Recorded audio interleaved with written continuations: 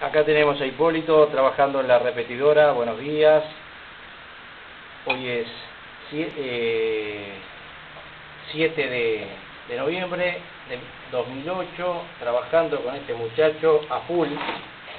Lamentablemente anda con mucha fuerza y se pasó de rosca, terminó cortándole la cabeza y ahora extravió como siempre. Hipólito extravía algunas cosas y busca por alrededores.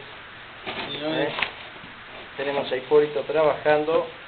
Él viene a Uruguay a trabajar. Acá tenemos el duplesor, arriba están los equipos, 145-490 para toda la zona este y oeste del país.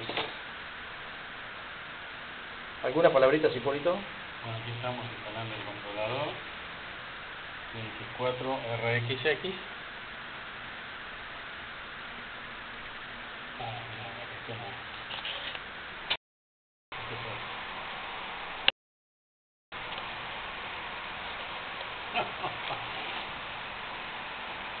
Bueno, y acá esto va a tener que andar, ¿no?